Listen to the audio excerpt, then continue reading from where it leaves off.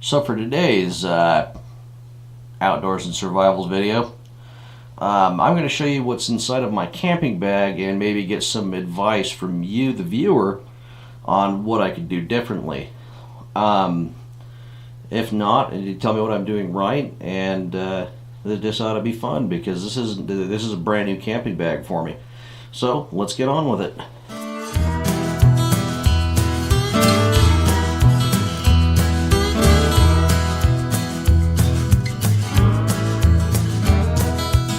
Alright, so in this little front pouch right here, I kind of got my first aid stuff now. I don't know where the hell this came from or how old it is, but it actually has a few first aid things in it. I don't know, I can't really remember what's in it. It's got like a road flare and some things in it. But I just kind of threw it in there because that was the only way it was going to be used. Emergency Essentials used to have these minor surgical kit things, but I figure if I tossed a little fishing line in there, this would actually double pretty good as a survival kit as well. And then I have some matches, a razor knife, and some playing cards. There's a reason for the playing cards, and so if you're ever out and about and you get bored, just do random things when you're camping. Emergency Mylar blanket. I have this ancient adult emergency rain poncho. Or it might not even be an emergency one. It might actually be nicer than that. I don't know. I haven't opened it. And some of this stuff was in that other bag. I probably ought to, update it maybe, throw some of the stuff away. But last time I used it, it worked just fine. And I also got a flint and steel in here. It's also another little first aid kit. And you may notice this little stainless steel bottle.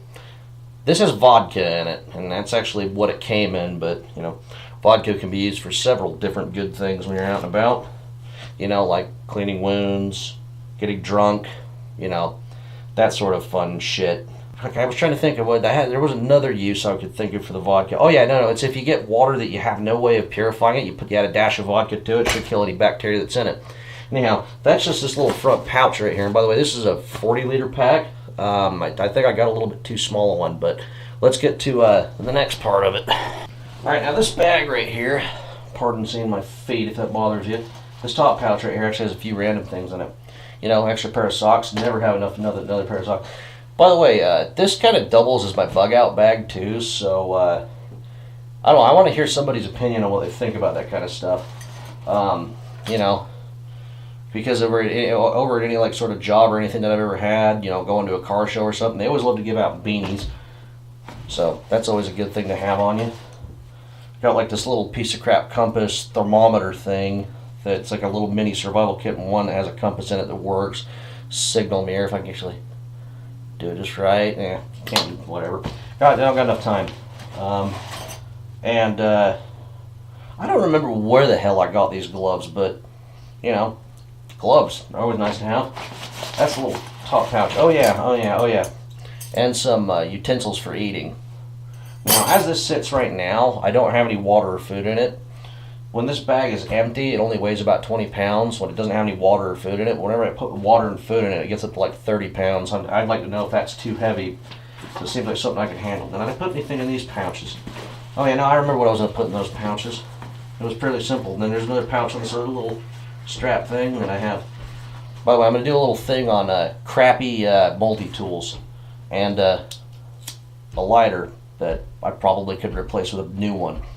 But yeah, no, I'm going to do a thing on crappy multi-tools because this is in the list of crappy multi-tools. Because they work, but this thing's unbelievably heavy. So that's those pouches. Now, I want to get to the main girth of all of it. By the way, I have a little fold-up tripod chair that doesn't weigh anything. Because it's always nice to have a place to sit down if you don't feel like sitting your ass on a rock. Now, this thing is where it gets a little bit interesting because I don't have enough money to get like a proper, down sleeping bag. So I made a little bit of I kind of just half-assed it with this. What this is a fleece sleeping bag, and on the top part of it here, I have a sleeping bag liner that fits over it perfectly.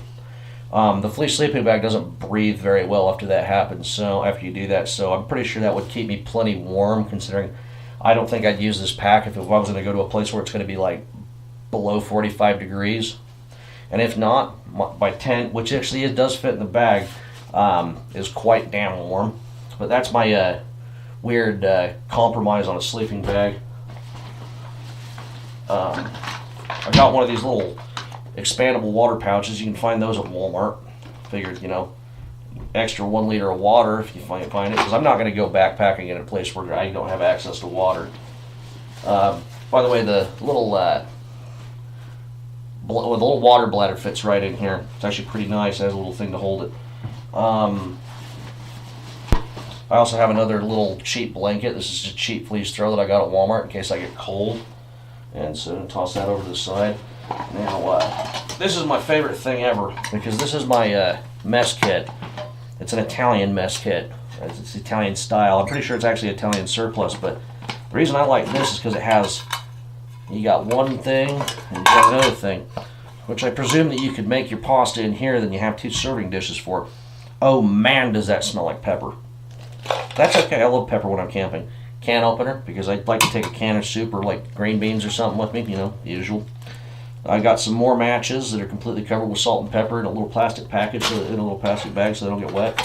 Another hobo tool. I don't like this one as much because the spoon's not long enough, neither is a fork, so you always end up getting it fucking filthy dirty whenever you try to use it. And my little camp stove, which you'll be seeing a video on this before this one goes up. See if I can actually make some ramen with this stuff. But that just folds up. It's got the little fuel tabs in it. It fits perfectly inside of here. This is going to be fun to clean up, everyone. But, so I got my tent stakes. I'll just show you. I'm just going to end up showing you a picture of what the tent looks like after it goes up.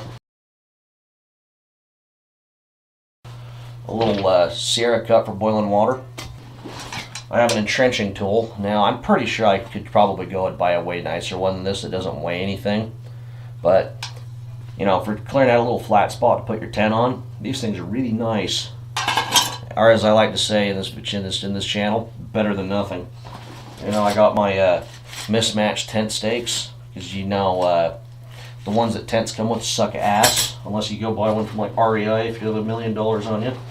But right here on the bottom is where my tent is, and it has multiple things. Like, this is the main body of the tent. It's one of them B.O.B 2 tents that you can get at Big 5. And the tent itself is not very big. It's not the world's nicest tent. But I found out something when I last used it, when I last went camping, that when you have this little top cover on it, and you zip the thing all the way up, if it's about 40 degrees outside, that's about the temperature that it was at the middle of the night, if you have it all the way zipped up, you proceed to sweat your ass off, and you have to wake up in the middle of the night and start unzipping it because you will die otherwise. And the only other thing there at the bottom, there's a tarp. Oh, I did buy more paracord. How about that? More paracord. I got that for cheap. Yeah, that's everything that's in there. So I think that's actually everything that's in the pack so far. Now, if you notice, get this over here. This is my water bladder. Now, you don't need a Camelback for going out and, sorry, there's an air show going on by my house. But no, it just holds 2 liters of water. Keeps it surprisingly cool. It holds water. That's always good. Now, I actually have another little bottle that I like to put water in, which I would have my little sports bottle and that bladder filled up before I go, but I'm not going to go backpacking in an area where I don't know guaranteed that I have access to water.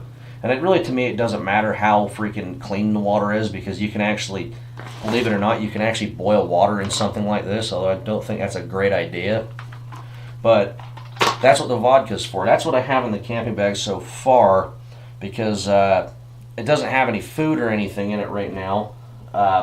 Oh, the bag's just one that I paid $25 for on Wish, because the other one that I have was made in the 60s, late 60s, early 70s. It's an external frame backpack. It holds more stuff than this, which is also nice, and it doesn't weigh anymore. But no, when this whole bag's loaded up with full of water and food, it weighs about 32 pounds, and I usually take like a couple cans of soup, some like snack foods, and a couple MREs. I usually always pack a little bit more than I need, and I usually have a jacket on me, and I'd also usually carry a firearm on me. Like, I have a small High Point CF 380, say what you will about those firearms, but they're actually excellent.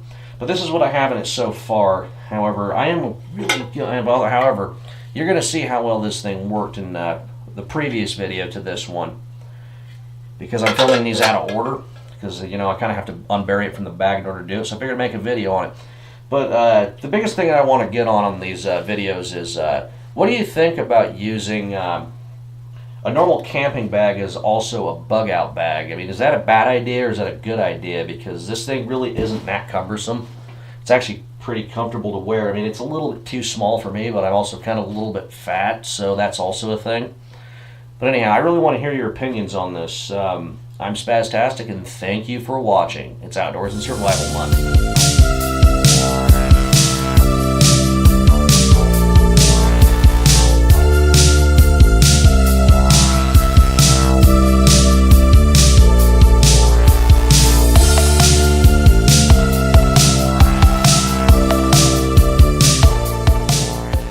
Also, there's another thing I forgot to add, is that I usually have this on the outside. You might be wondering, why do I have these little random Lifeline waterproof cases? And I'm going to show you why. And it's kind of, well, to me it works. For you it wouldn't work. Well, for most people it wouldn't work, because here's my cell phone. Yeah, that ancient dinosaur relic thing. It fits in there perfectly. So that's why I have that.